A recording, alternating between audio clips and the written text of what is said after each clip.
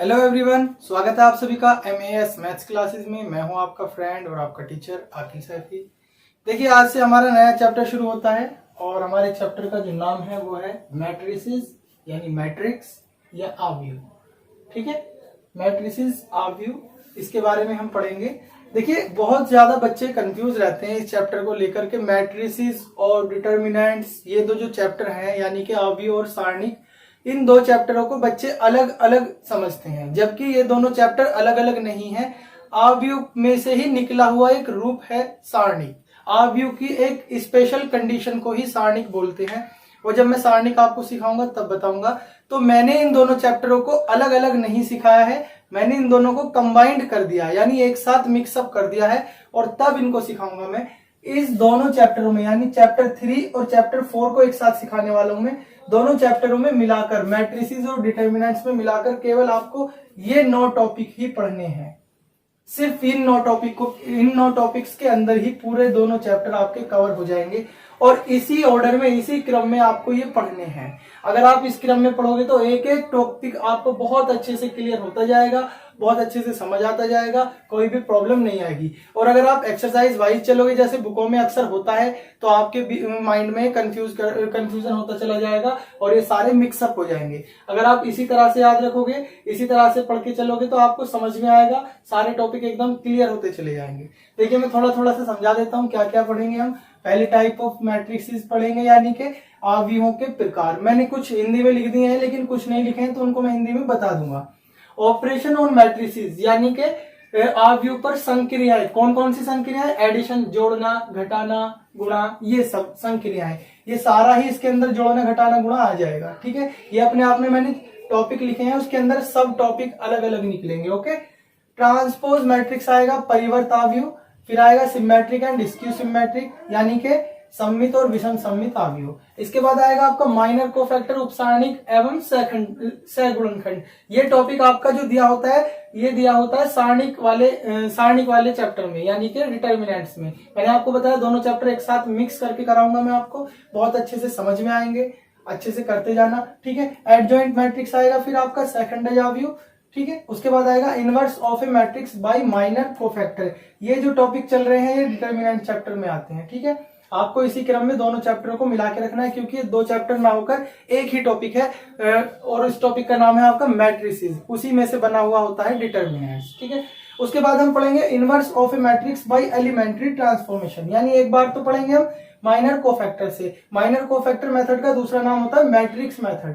और एक बार पढ़ेंगे हम एलिमेंट्री ट्रांसफॉर्मेशन से। इसके बाद पढ़ेंगे हम elementary operation on determinants. Elementary operation on determinants एक टॉपिक और था, वो मैंने यहाँ पर जानकर नहीं लिखा है। उस टॉपिक का नाम है एलिमेंट्री ऑपरेशन ऑन मैट्रिसेस। वो आपका इसी के अंदर क्लियर हो जाएगा। ये जो पढ़ोगे ना inverse of matrices by elementary transformation, इसी के अंदर आ जाएगा। तो उसको अलग लिखवाने की कोई जरूरत नहीं है क्योंकि वो यहाँ पर सिर्फ जगह बढ़ाता, अलग उसमें कुछ भी नहीं करना है। जब हम ये वाला करेंगे ना एलिमेंट्री ऑपरेशन ऑन डिटर्मिनेंट्स, इसके अंदर डिटर्मिनेंट से जुड़े हुए क्वेश्चन, पूरी एक्सरसाइज है, मोस्ट इंपोर्टेंट है, वो आएगी। इसीलिए मैंने इसको सबसे लास्ट में रखा है। देखिए, यहाँ पर एक टॉपिक हम भूल गए हैं, उसे मैं लिख देता हूं और यहाँ को लिख देता हूं मैं उसको। 10 नंबर का टॉपिक है, मुझे एकदम से याद आ गया, लास्ट होगा वो, और वो होगा लीनियर इक्वेशंस ऑन मैट्रिसेस। यानी कि मैट्रिक्स के आधार पर आपको लीनियर इक्वेशनों को सॉल्व करना है। जो आपने 10th क्लास में सॉल्व की थी वही लीनियर इक्वेशन आपको अब मैट्रिसेस के आधार पर सॉल्व करनी है। वहां पर जो आपने की थी एक्स वाई की थी, यहाँ पर एक्स वाई जेड तीनों की भी हो सकती है। ठीक है, तीन आपके अननोन वेरिएबल उसमें हो सकते हैं। चलिए शुरू करते हैं मैट्रिसेस। सबसे पहले आता है टाइप्स ऑफ मैट्रिसेस। उससे पहले हम एक छोटा सा पॉइंट पढ़ते हैं जो बहुत जरूरी है, ये आप अच्छे से जानते हो, डेफिनेशन ऑफ मैट्रिसेस के डेफिनेशन क्या है इसकी। ठीक है, तो हम डेफिनेशन पढ़ते हैं। देखिए,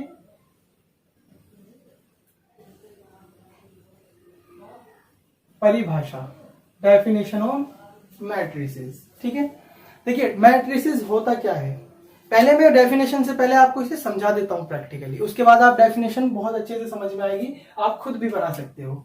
आपने क्या करा, आपके स्कूल में कुछ स्टूडेंट्स थे, आपने उनका डेटा कलेक्ट किया। देखिए आपने उनका डेटा कुछ इस तरह से कलेक्ट किया। इस तरफ आपने लिख लिए बॉयज, यहां पर आपने लिख लिए गर्ल्स, यहां पर आपने लिख लिया क्लासेस।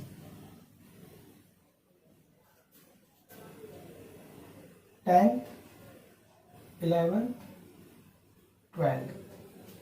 अब आप इनको एक टेबल बना रहे हो इनके लिए। आपने यहां पर डेटा लिखा, बॉयज जो थे 10th क्लास में वो 20 थे, गर्ल्स जो थी वो 15 थी। बॉयज 11th में 17 थे, गर्ल्स 11th में 19 थी। बॉयज 12th में 27 थे और गर्ल्स 29 थी। तो आपने इस तरह से लिख दिया।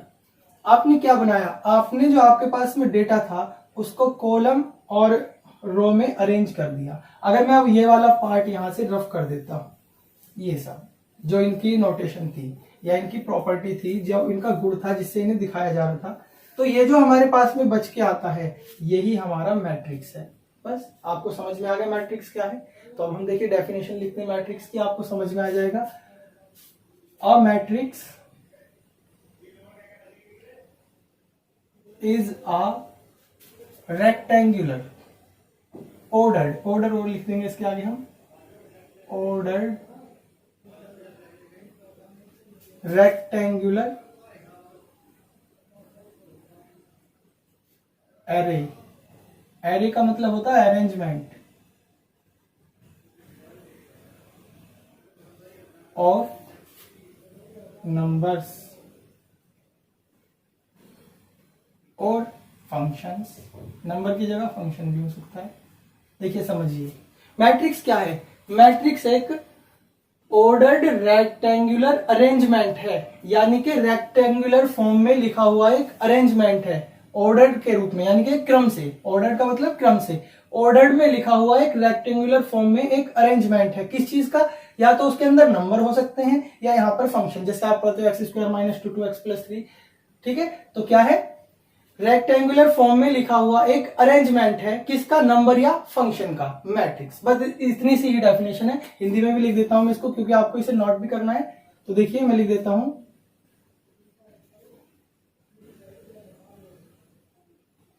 संख्याओं या फलनों का क्रमबद्ध आयताकार रूप ही अव्यूह कहलाता है। देखिए कुछ भी आपको रटना नहीं है, डेफिनेशन आपने बना ली। कैसे बना ली, कि नंबर या फंक्शनों का ऑर्डर में यानी क्रम में लिखा हुआ आयताकार रूप ही, ये आयत बन रहा है ना, आप देख सकते हो लंबाई और चौड़ाई के अकॉर्डिंग। संख्याओं या फंक्शनों का आयताकार रूप ही अव्यूह कहलाता है। तो यही थी अव्यूह की डेफिनेशन। मैं आपको ये एक्स्ट्रा पार्ट्स रफ कर देता हूं, आप इसका स्क्रीनशॉट ले लीजिए।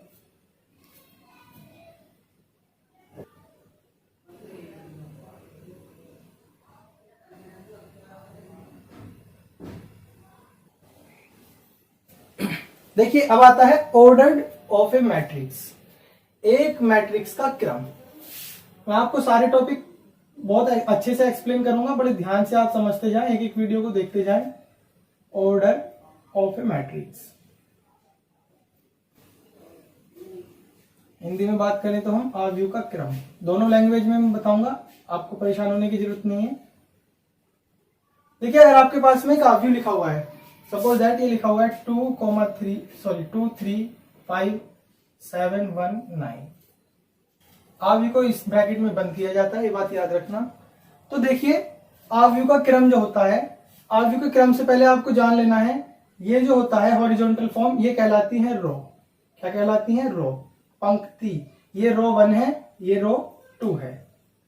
और ये जो हमारी हॉरिजॉन्टल वर्टिकल होता है, ऊर्ध्वाधर खड़ी हुई, ये कहलाते हैं आपके कॉलम।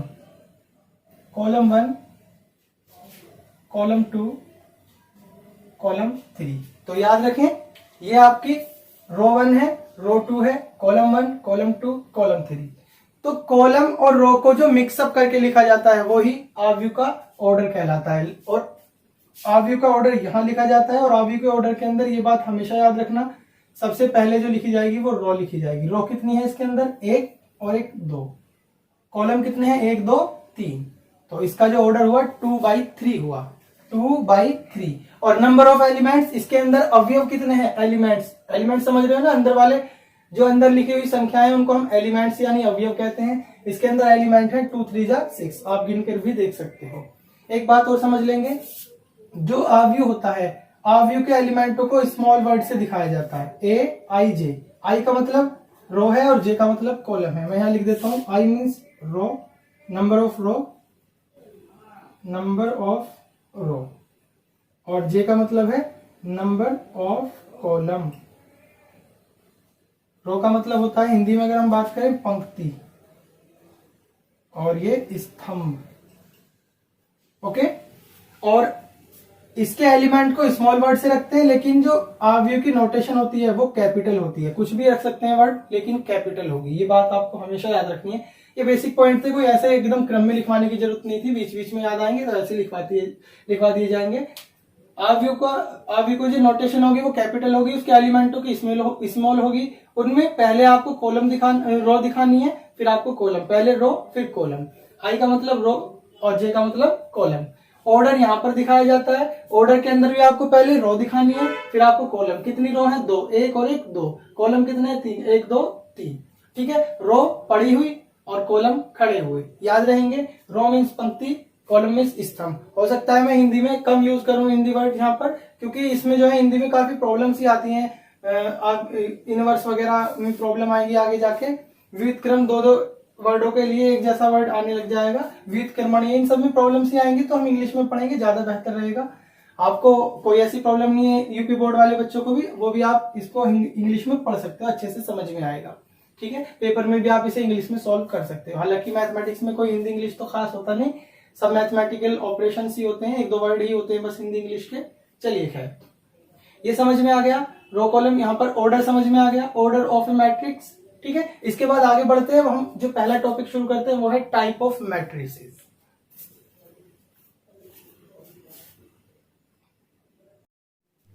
तो देखिए, सबसे पहले शुरू होने वाला है आपका टाइप ऑफ मैट्रिसेस। ठीक है, टाइप ऑफ मैट्रिक्स, इसमें सबसे पहले हम पढ़ेंगे स्क्वायर मैट्रिक्स।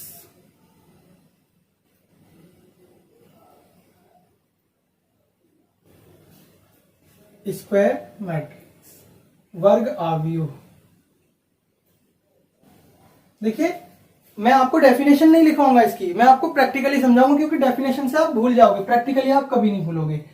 एक ऐसा आव्यूह जिसके अंदर रो और कॉलम इक्वल हो, जिसके अंदर रो और कॉलम, पंक्ति और स्तंभ बराबर हो, वो क्या कहलाता है, एक स्क्वायर मैट्रिक्स कहलाता है। जैसे आपने लिख दिया 2 3 5 7 2 1 9 3 2। आपने देखा रो कितनी, 3, कॉलम कितने, 3, तो आपने क्या देखा, यही आपका क्या है, वर्ग आव्यूह है। ठीक है, a matrix have equal number of row and column is called square matrix. और इसके ऑर्डर को आपको ऐसे लिखने की जरूरत नहीं है, इसके ऑर्डर को हम शॉर्ट में 3 लिख सकते हैं, अकेला 3, 9 नहीं, 3 3 से 9 नहीं, एक दिखा दिया, एक से ही आप समझ जाओगे कि उसमें 3 ही रो है और 3 ही कॉलम है। ये होता है आपका स्क्वायर मैट्रिक्स।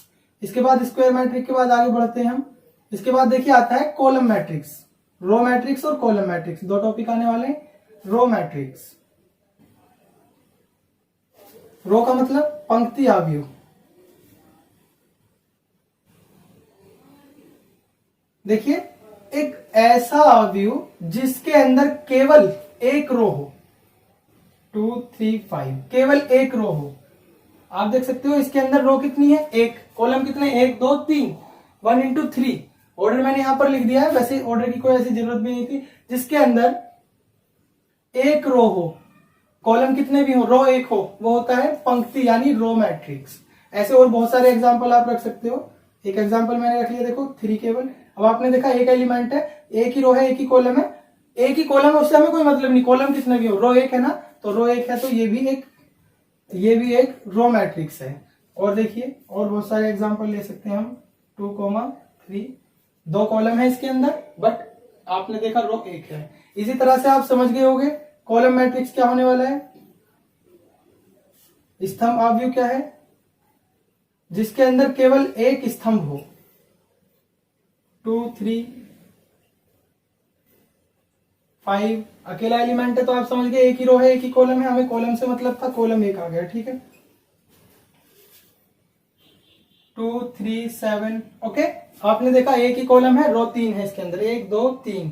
आप समझ गए हो ना, रो हमेशा रो काउंट की जाएगी ऐसे ऊपर नीचे 1 2 3। ठीक है, और कॉलम कैसे काउंट की जाएंगे, खड़े हुए, पड़ी हुई रो और खड़े हुए कॉलम।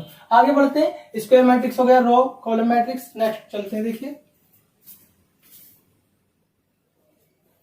देखिए नेक्स्ट आता है डायगोनल मैट्रिक्स।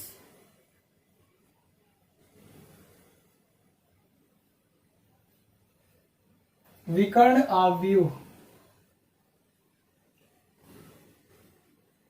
देखिए विकर्ण आव्यूह पढ़ने से पहले आपको यह जानना पड़ेगा कि किसी आव्यूह का विकर्ण यानी किसी आव्यूह का डायगोनल क्या होता है। डायगोनल आप अच्छे से जानते हो, डायगोनल सिर्फ और सिर्फ स्क्वायर मैट्रिक्स में ही ढूंढा जा सकता है। अब सपोज दैट मैंने 3x3 का एक मैट्रिक्स ले लिया। पहले आप देख सकते हो कि 3x3 जो होता है क्या होता है, 3x3 एक स्क्वायर मैट्रिक्स होता है। 2 3 5 7 3 1 -2 0 1, ये क्या है, स्क्वायर मैट्रिक्स है। डायगोनल किसे कहते हैं, डायगोनल कह दो या मेन डायगोनल कह दो या लीडिंग डायगोनल या मुख्य विकर्ण, वो केवल और केवल ये वाला होता है जो बाएं कोने से शुरू होकर दाएं कोने पर खत्म होता है। सिर्फ ये, इससे ही हमें मतलब है और किसी से हमें कोई मतलब नहीं है। ठीक है देखिए 2 3 1 ये होता है आपका मेन डायगोनल। इसका आप स्क्रीनशॉट भी ले लेना। इसे कहते हैं हम लीडिंग डायगोनल या मेन डायगोनल। लीडिंग डायगोनल, मुख्य विकर्ण। इसी के आधार पे बनाएंगे अब हम डायगोनल मैट्रिक्स। ओके, समझ में आया, इसको हम रफ कर देते हैं।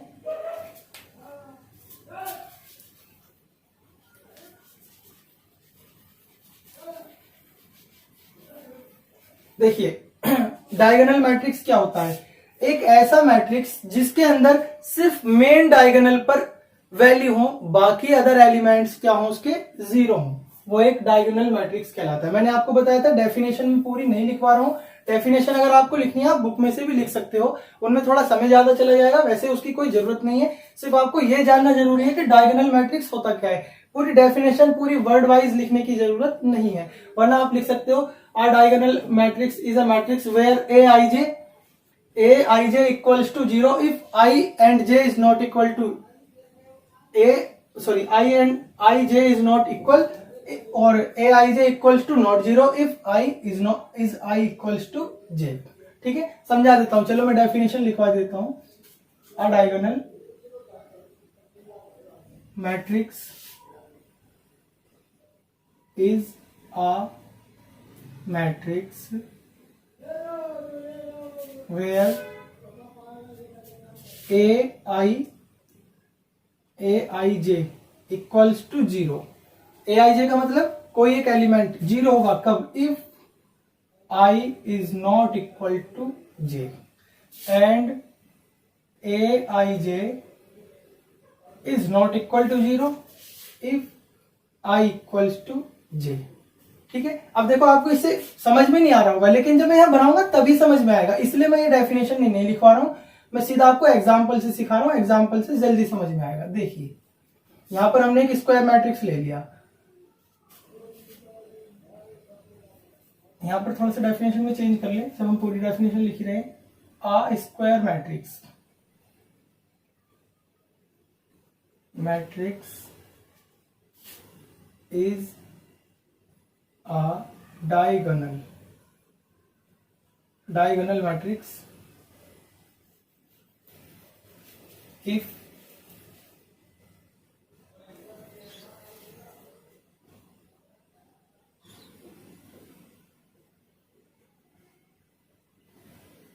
ठीक है, a square matrix is diagonal matrix if aij। देखिए कैसे, यहां पर हमने एक एलिमेंट रख दिया 2, फिर रख दिया 0, फिर रख दिया 0 0 5 0 0 0 7। अब आपने क्या देखा, जो इसका मेन डायगोनल है सिर्फ उसमें नॉन जीरो एलिमेंट है। तो मैंने आपको ये तो बताया था कि डायगोनल मैट्रिक्स वो होता है जिसके मेन डायगोनल में नॉन जीरो एलिमेंट हो, बाकी सब जगह पर जीरो एलिमेंट हो। अब देखिए समझिए, पहले मैं आपको यहां पर एक छोटी सी बात बता देता हूं। जो मैट्रिक्स होता है, मैट्रिक्स के अंदर ये आई जे वगैरह जो है कैसे लिखते हैं। अगर हम इसकी बात करेंगे तो देखिए A11 होगा, ये A12 होगा। पहले आपको रो दिखानी है, मैंने आपको बताया था ना आई जे में ये रो होती है, ये कॉलम। तो कौन सी रो में हो आप? पहली रो में। तो पहली रो है तो 1 1, और ये कॉलम कौन सा था? पहला। ये दूसरा तो 2, A13 पहली रो और तीसरा कॉलम। इसका मतलब ये दूसरी रो है तो 2, और कॉलम कौन सा है? पहला। A22 दूसरी रो दूसरा कॉलम, दूसरी रो और कॉलम तीसरा, तीसरी रो पहला कॉलम, तीसरी रो दूसरा कॉलम, तीसरी रो तीसरा कॉलम। ठीक है, अब आपको समझ में आ गया। अब देखो ये डेफिनेशन में इससे सिखाता हूं। ए आई जे इक्वल्स टू 0 कब? जब आई और जे इक्वल नहीं है। देखिए आई जे इक्वल नहीं है 0, आई जे इक्वल नहीं है 0, आई जे इक्वल नहीं है 0, आई जे इक्वल नहीं है 0, आई जे इक्वल नहीं है 0, आई जे इक्वल नहीं है 0, and I J is not equal to 0 if I और जे इक्वल है। आई और जे इक्वल है तो not equal 0, I J equal है तो not equal 0, I J equal है तो नॉट इक्वल 0। तो ये डेफिनेशन इस तरह से होगी, लेकिन आपको इतना डीपली जाने की जरूरत नहीं, क्योंकि डेफिनेशन नहीं आती इनके लिखने को। इनके ऊपर ऑपरेशंस यानी क्वेश्चन करने के लिए आएंगे, तो आपको सीधा इससे समझ में आ जाएगा। कैसे याद रखना है आपको डायगोनल मैट्रिक्स? डायगोनल मैट्रिक्स वो होता है जिसके अंदर मेन डायगोनल पर सिर्फ नॉन जीरो एलिमेंट हो, बाकी सब जीरो एलिमेंट हो। ओके, ये जल्दी से समझ में आ गया। चलिए डायगोनल मैट्रिक्स समझ में आ गया, इसके बाद आगे बढ़ते हैं। इसके बाद हमारा जो है वो है स्केलर मैट्रिक्स। देखिए स्केलर मैट्रिक्स क्या होता है।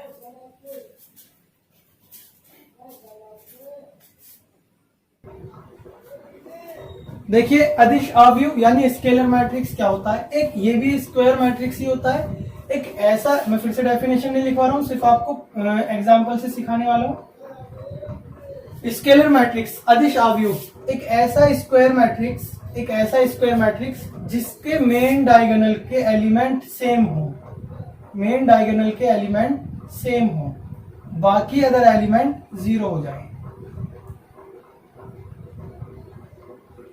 एक ऐसा स्क्वायर मैट्रिक्स जिसके मेन डायगोनल के एलिमेंट सेम नॉन जीरो हो, बाकी अदर एलिमेंट जीरो हो जाए। या दूसरी डेफिनेशन ये याद रख सकते हो, एक डायगोनल मैट्रिक्स जिसमें मेन डायगोनल सेम हो। डायगोनल मैट्रिक्स वो होता है जिसमें ये सारे जीरो, सिर्फ यहाँ एलिमेंट हो, कुछ भी हो वो तो डायगोनल एलिमेंट सेम हो, स्केलर मैट्रिक्स। ठीक है, अगर कुछ भी है, ये बिल्कुल यही कंडीशन है, अगर ये चेंज है 2 3 5 कुछ भी अलग अलग है तो डायगोनल मैट्रिक्स है, और अगर ये सेम है तो स्केलर मैट्रिक्स है।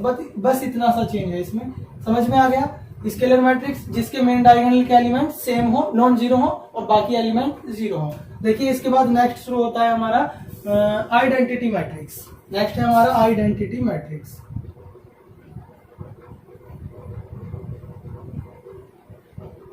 हिंदी में बात करेंगे तो इसको लिखेंगे हम तत्समक अवयव। देखिए क्या होता है ये तत्समक अवयव। तत्समक अवयव भी एक स्क्वायर मैट्रिक्स ही होता है। एक ऐसा स्क्वायर मैट्रिक्स जिसके मेन डायगोनल के एलिमेंट 1 1 1 हो, बाकी सब जीरो हो जाए। देखिए आप सोच रहे होगे कि सर बार बार 3/3 का ऑर्डर ही ले रहे हैं स्क्वायर में। 3/3 की जगह 2/2 भी 1/1 नहीं होगा, 2/2 3/3 4/4 कुछ भी हो सकता है। तो मैं 2/2 का भी ले लेता हूँ एक एग्जाम्पल। इसकी नोटेशन भी जो होती है वो आई होती है, क्योंकि आइडेंटिटी मैट्रिक्स होता है ये। देखिए हमने रख लिया, इसके मेन डायगोनल के अलावा जो एलिमेंट होंगे वो जीरो होंगे, और मेन डायगोनल कितना होगा? 1 1 होगा। ये याद रखना है। आइडेंटिटी मैट्रिक्स क्या होता है? जिसका मेन डायगोनल 1 1 हो। 3/3 का भी लिख लेते हैं हम, 1 1 1 0 0 0 0 0 0। एक ऐसा square matrix, a square matrix which have 1 element 1 1 1 element, ठीक है, only 1 element at main diagonal, ठीक है, and other element are zero. ठीक है, ये क्या होती है इसकी डेफिनेशन। अगर आप दूसरे में लिखना चाहते हो दूसरी तरह से होगी, एक ऐसा डायगोनल मैट्रिक्स जिसका मेन डायगोनल 1 1 1 1 1, सिर्फ कितने भी उसका ऑर्डर का 1 1 की फॉर्म में हो, बाकी सब 0। समझ में आ गया आइडेंटिटी मैट्रिक्स। इसके बाद आगे बढ़ते हैं हम। देखिए आइडेंटिटी के बाद आता है हमारा जीरो मैट्रिक्स। इसके बाद आता है हमारा जीरो या नल मैट्रिक्स। देखिए जीरो या नल मैट्रिक्स एक ऐसा मैट्रिक्स, स्क्वायर नहीं, कोई भी कैसा भी मैट्रिक्स हो, एक ऐसा मैट्रिक्स जिसके ऑल एलिमेंट्स आर जीरो, जिसके सभी एलिमेंट जीरो हो, वो क्या होता है? एक नल मैट्रिक्स होता है। आप देख सकते हो हमारे पास में कोई एक मैट्रिक्स है, उसके सारे एलिमेंट 0 0 0 0, वो क्या है? एक नल मैट्रिक्स है या जीरो मैट्रिक्स है। 0 0 0 0 0 0 0 0 0, कुछ भी हो वो, 2x2 हो, कुछ भी हो, अकेला भी हो सकता है। ये सब क्या है? नल मैट्रिक्स है। ठीक है, यहाँ पर लिख सकते हो आप 7 नंबर पे था नल मैट्रिक्स। नल मीन्स रिक्त, अवयव। दूसरा नाम है इसका जीरो मैट्रिक्स। एक और नाम क्या है इसका? Zero matrix. ओके, देखिए आगे बढ़ते हैं। इसके बाद आता है हमारा, देखिए अब आता है हमारा 8 नंबर, शायद 9 नंबर पे है, अपर ट्रायंगुलर मैट्रिक्स।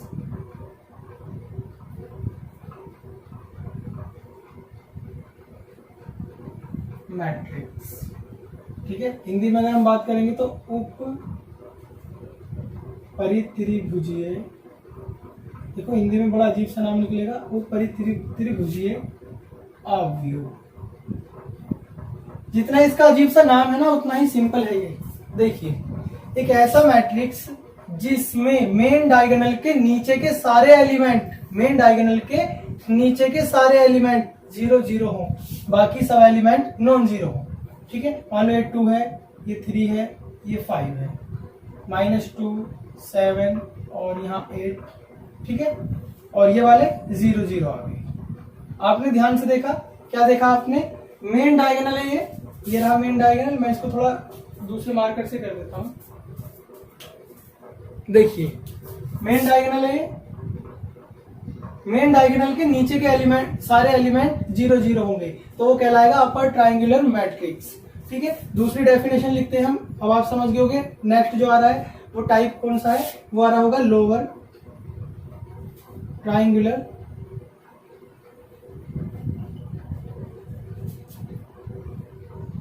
मैट्रिक्स। निम्न त्रिभुजीय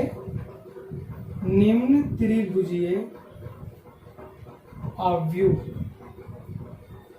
एक ऐसा स्क्वायर मैट्रिक्स, ये मैं यहां बताना भूल गया, स्क्वायर मैट्रिक्स ही होगा ये भी स्क्वायर मैट्रिक्स, और 3x3 की जगह 2x2 भी हो सकता है, 4x4 भी हो सकता है।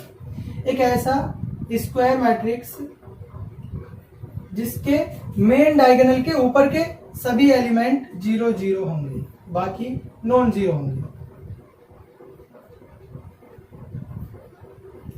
आपने देखा मेन डायगोनल है, मेन डायगोनल के ऊपर के 0 है। अब देखो नाम से आपको बड़ा अजीब लग रहा होगा, नाम है अपर और नीचे है 0, नाम है लोअर और ऊपर है 0। ऐसा नहीं है, नाम बिल्कुल ठीक लिखा हुआ है। देखिए समझिए, ये कह रहा है अपर ट्रायंगुलर मैट्रिक्स, यानी कि ऊपर की तरफ ट्रायंगल मिलेगा। आपको ध्यान से दिखाता हूं, मैं रेड मार्कर से दिखाता हूं। देखिए ये रहा, ऊपर की तरफ एक ट्रायंगल मिलेगा, थोड़ा ज्यादा बड़ा हो गया ये देखिए, ये रहा, ऊपर की तरफ एक ट्रायंगल मिलेगा। इसमें देखिए नीचे की तरफ एक ट्रायंगल मिल रहा है आपको एलिमेंटों का, इसलिए इसका नाम है लोअर ट्रायंगल मैट्रिक्स, इसका नाम है अपर ट्रायंगल मैट्रिक्स। इतना डीपली नहीं समझना, बस कैसे याद रखना है, अपर है तो नीचे 0 है और लोअर है तो ऊपर 0 है। कहा? मेन डायगोनल के। अब डेफिनेशन से अगर मैं आपको लिखवाता हूं तो देखिए डेफिनेशन ये बनेगी, अ मैट्रिक्स ए, आप जानते हो मैट्रिक्स की नोटेशन AIJ होती है, और यहाँ पर आप M क्रॉस N और M क्रॉस N की जगह यहाँ पर N लिख देना। मैंने अभी आपको बताया था स्क्वायर मैट्रिक्स जो होता है उसको अकेले ऑर्डर में एक ही बार दिखा देते हैं, N दिखा दिया, N का मतलब N/N ऑर्डर है इसका। ठीक है, A equals to AIJ a square matrix, या ये भी ना लिखकर आप क्या लिख सकते हो, अ स्क्वायर मैट्रिक्स। ठीक है, या ये लिख दो, दोनों बात ठीक है। A square matrix is a upper triangular matrix if AIJ equals to 0, यानी ए आई जे का मतलब वो एलिमेंट 0 होंगे जिसमें आई की वैल्यू जे से बड़ी होगी, आई ग्रेटर देन जे। देखो मैं यहां पर समझा देता हूं आई की वैल्यू ग्रेटर देन कैसे होगी, A11, A12, A13 ये तो समझ गया, A21, A22, A23, A31, A32, A33। देखिए दो एक रो की वैल्यू कॉलम से बड़ी है 0, 3 एक रो कॉलम से बड़ी है 0, रो कॉलम से बड़ी है 0, यहाँ रो कॉलम बराबर है तो ये 0 नहीं है, रो कॉलम बराबर है 0 नहीं है, रो छोटी कॉलम बड़ा है 0 नहीं है। इसके लिए आप इसका अपोजिट कर लेंगे, इसमें क्या हो जाएगा j ग्रेटर देन आई, जिसमें j बड़ा होगा। ठीक है, या ऐसे लिख लो i लेस देन j। ये कौन सा हो गया, देखिए 1 2, जब रो छोटी है कॉलम बड़ा है 0, रो छोटी है कॉलम बड़ा है 0, रो छोटी है कॉलम बड़ा है 0। इधर आप देख सकते हो रो बड़ी है कॉलम छोटा है तो वो 0 नहीं है। तो डेफिनेशन आपको जरूरी नहीं है, आपको सिर्फ ये याद रखना है मेन डायगोनल के नीचे 0 है अपर ट्रायंगुलर मैट्रिक्स, ऊपर 0 है लोअर ट्रायंगुलर मैट्रिक्स। ठीक है, आगे बढ़ते हैं। देखिए इसके बाद आता है वर्टिकल मैट्रिक्स। अब आपको देखो हंसी आने वाली है छोटी सी बात पर कि सर क्या लिखवा रहे हैं, मैं सिर्फ वो लिखवा रहा हूं जो बुकों में सिर्फ बदल बदल के लिखा जाता है। हालांकि आप समझ जाओगे इसके लिखते ही कि क्या लिखने वाले हैं सर, वर्टिकल मैट्रिक्स यानी कि ऊर्ध्वाधर आव्यूह, ऊर्ध्वाधर आव्यूह। देखिए ऊर्ध्वाधर आव्यूह क्या होगा, ऊर्ध्वाधर आव्यूह अभी आप पढ़ के जा चुके हो। ऊर्ध्वाधर आव्यूह वो होगा जिसके अंदर रो की संख्या कॉलम से ज्यादा होगी, जैसे 2 3 7 5 9 1। आपने देखा इसके अंदर कितना है, रो तो है 3 और कॉलम है 2। आप देख सकते हो, आपको देखने में भी समझ आ रहा होगा इसमें लंबाई ज्यादा है और चौड़ाई कम है। क्यों, क्योंकि इसके अंदर रो ज्यादा है, 1 2 3 रो है और कॉलम सिर्फ 2 है। तो ये क्या हो गया आपका ऊर्ध्वाधर आव्यूह। अब देखिए नेक्स्ट वाला आप समझ गए होंगे क्या आने वाला है, वर्टिकल के बाद आएगा हॉरिजॉन्टल, हॉरिजॉन्टल मैट्रिक्स। क्षैतिज आव्यूह,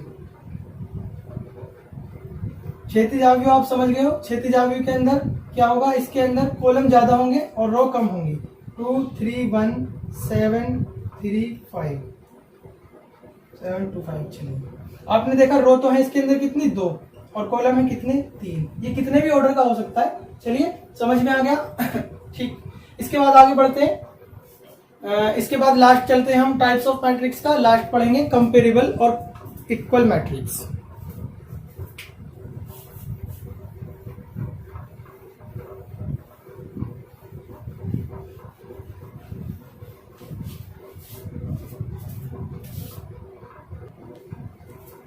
देखिए कंपेरेबल मैट्रिक्स,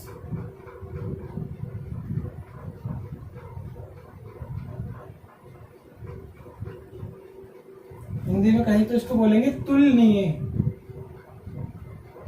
तुलनीय आव्यूह। आप समझ गए होंगे, वो आव्यूह जिनकी तुलना की जा सके, वो आव्यूह जिनकी कंपेयर की जा सके। और कंपेयर तो जब भी की जा सकती है जब उनके अंदर उनका ऑर्डर सेम हो। तो ऐसे दो आव्यूह जिनके ऑर्डर इक्वल हो, ठीक है, वो क्या होते हैं, कंपेरेबल मैट्रिक्स होते हैं। तो two matrix are comparable matrix if their orders are equal, ये इसकी डेफिनेशन होगी।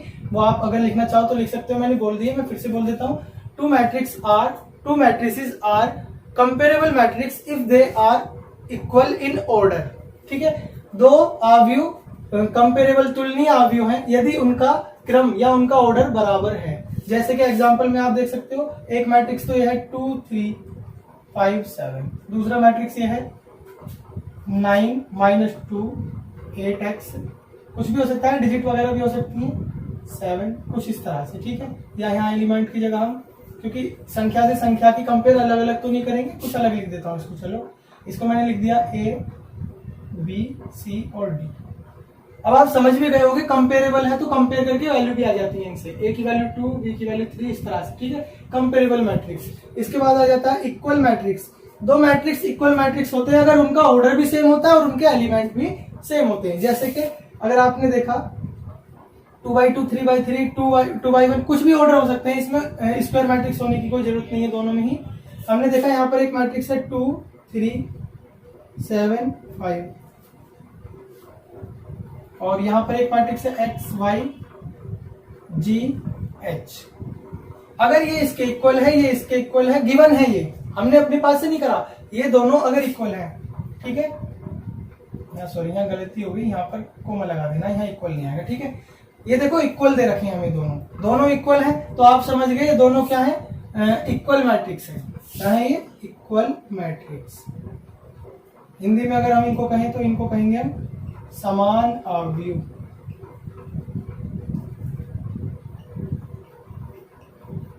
वो मैट्रिक्स इक्वल मैट्रिक्स होते हैं जिनके ऑर्डर और जिनके एलिमेंट करस्पॉन्डिंग एलिमेंट्स इक्वल होते हैं, जिनके ऑर्डर और जिनके करस्पॉन्डिंग एलिमेंट्स इक्वल होते हैं। If two matrix are equal in order and their corresponding elements are also equal, then they are equal matrix. अगर दो मैट्रिक्सों का क्रम यानी ऑर्डर बराबर है तथा उनके संगत अवयव या संगत एलिमेंट भी बराबर है, तब वह दोनों मैट्रिक्स इक्वल मैट्रिक्स कहलाते हैं। संगत समझते हो ना, करस्पॉन्डिंग, इसके लिए ये, इसके लिए ये, इसे A11, इसे भी A11, इसे A12, इसे A12, इसे A21, इसे A21, इसे A22, इसे A22। बच्चे इन्हें शॉर्ट में कैसे याद रख लेते हैं मैं आपको ये भी बता देता हूँ। 1 की जगह बच्चे याद रख लेते हैं A11, 12, 13, A21, 22, 23, 31, 32, 33। मैं लिख के दिखा देता हूँ आपको, वैसे ऐसे ज्यादा याद हो जाता है, आप ऐसे भी याद रख सकते हो। देखिए 11, 12, 13, 21, 22 और 23, 31, 32, 33। दूसरी बात, इस तरह से आपने याद रख लिया, ये मैं आपको बता चुका हूं। पहले क्या बोला जाएगा? रो कॉलम, ऑर्डर में भी पहले रो कॉलम। ओके, तो यहाँ देखिए आपका खत्म हो गया है टाइप ऑफ मैट्रिसेस।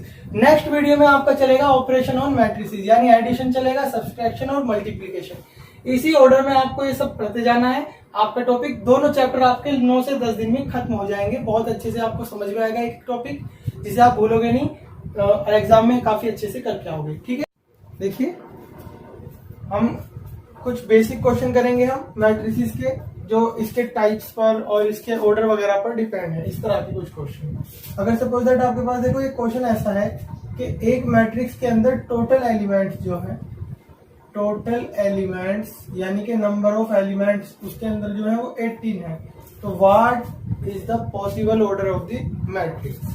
मैट्रिक्स का पॉसिबल ऑर्डर क्या हो सकता है? देखिए 18 लाना है आपको ऑर्डर की इंटू करके। ऑर्डर आप जानते हो रो इंटू कॉलम कहा जाता है, वो कितना आ रहा है 18। तो देखो 18 के प्राइम फैक्टर निकाल लो आप। 18 के जो प्राइम फैक्टर होंगे हमारे पास में, 18 के प्राइम फैक्टर हो जाते हैं हमारे पास में 18।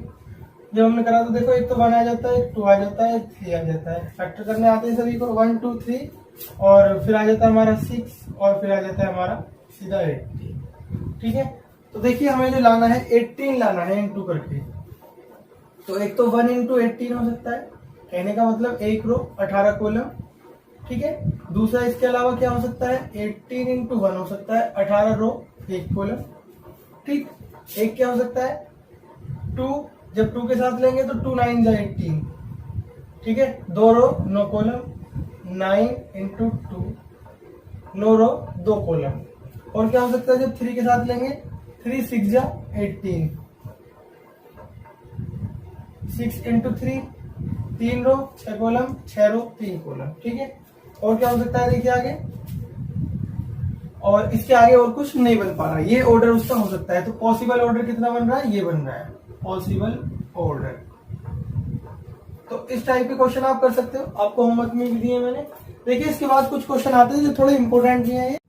देखिए क्वेश्चन ये है, कंस्ट्रक्ट ए 3/2 मैट्रिक्स। 3/2 का मतलब 3/2 के ऑर्डर का एक मैट्रिक्स। 3/2 का मतलब 3/2 ऑर्डर का एक मैट्रिक्स बनाओ जहां पर एआईजे का मतलब है एलिमेंट का नंबर। अब ये एआईजे का मतलब है छुपे सारे एलिमेंट, एआईजे दे रखा है 2i माइनस जे की फॉर्म में। ठीक है, 3/2 का मैट्रिक्स पहले मैं सिंपल बना के दिखाता हूँ आपको, जो इसी नोटेशन में होता है। ओके, देखिए इसी नोटेशन में 3/2 का क्या होगा, 3 रो और 2 कॉलम। ठीक है, 3 रो 2 कॉलम का एक मैट्रिक्स बना लिया। आप समझ गए 1 1 1 2 2 1 2 2 2 3 1 और 3 2। पहली रो पहला कॉलम, पहली रो दूसरा कॉलम, दूसरी रो पहला कॉलम, दूसरी रो और दूसरा कॉलम, तीसरी रो पहला कॉलम, तीसरी रो दूसरा कॉलम, क्योंकि कॉलम 2 है और रो 3 है। 1 2 3 रो आप जानते हो, रो ऐसे होती है हॉरिजॉन्टल, और जो वर्टिकल होता है क्या होता है आपके कॉलम होती है। ठीक है, अब आपको क्या करना है, सिंपल यहाँ पर वैल्यू पुट करती जानी है और आपको मैट्रिक्स बनता चला जाएगा। देखिए 1 1 यानी आई और जे दोनों क्या आ गए 1 1, तो 2 एकम 2, यहाँ भी 1 यहाँ भी 1, 2 एकम 2 में से एक गया 1। ठीक है, यहाँ पे जब आप पहुंचोगे तो इसकी वैल्यू कितनी रखनी है आई की, पहले आई होता है फिर जे, आई की वैल्यू कितनी रखनी है आपको 1, 2 एकम 2, जे की वैल्यू कितनी रखनी है 2, 2 एकम 2 में से 2 गया 0। आगे बढ़ जाओ 2 1 2 1 बनाना है, तो देखिए 2 2 जा 4 माइनस 1, जे की वैल्यू 1, तो कितना बच गया हमारे पास में 3। 2 2 जा 4 माइनस 2, कितना बच गया 2। आगे बढ़ते हैं 2 3 जा 2 और ये वाला 3, 2 3 जा 6 माइनस 1, कितना बच गया 5। आगे बढ़े, यहाँ पर जब इसमें आएंगे 3 2 जा 6 माइनस 2, 6 में से 2 गया 4। तो इस तरह से आपको ये मैट्रिक्स बनाने हैं। इस तरह के कई क्वेश्चन मैंने आपको होमवर्क में दिए, बोर्ड में भी आ जाता है 1 नंबर में 2 नंबर में, तो इन्हें अच्छे से कर लेना, समझ में आ गया होगा। सिर्फ आपको क्या करना है, पहले ऐसे बना लो और इसमें आई और जे की वैल्यू पुट करते चले जाओ। ये आई है, ये जे, ये आई ये जे, अपने आप ही आपका सॉल्यूशन बनता चला जाएगा। ठीक है, कुछ कंपेरेबल के क्वेश्चन करते हैं। देखिए क्वेश्चन ये है, बहुत सिंपल है। Find X Y Z and A if this और दिस। अगर आपने देखा ये कंपेरेबल मैट्रिक्स है, दो कंपेरेबल मैट्रिक्स है या इक्वल मैट्रिक्स है। इक्वल मैट्रिक्स क्या देते हैं, जो दो इक्वल मैट्रिक्स है इनकी कंपेयर करके आपको अननोन वेरिएबल्स की वैल्यू निकालनी है, यानी एलिमेंट करेस्पॉन्डिंग एलिमेंट की करेस्पॉन्डिंग एलिमेंट से कंपेयर हो जाती है। इक्वल है तो इक्वल हो जाएंगे, ये मैं आपको बता चुका था टाइप्स ऑफ मैट्रिसेस में। ओके, तो देखिए 2 किसके इक्वल आ जाएगा, y के, तो आपने देखा y की वैल्यू कितनी आ गई 2 आ गई। x किसके इक्वल आ जाएगा -7 के, तो x की वैल्यू -7। a किसके इक्वल आ जाएगा 3 के, तो a की वैल्यू 3 आ जाएगी। 5 5 है, 9 9 है और 2 इक्वल्स टू z, तो 2 वैल्यू कितनी की आ गई z। तो इस तरह के छोटे छोटे क्वेश्चन आप कर सकते हो। देखिए इसके बाद एक क्वेश्चन है, काफी अच्छा क्वेश्चन है, समझिए ध्यान से। What is the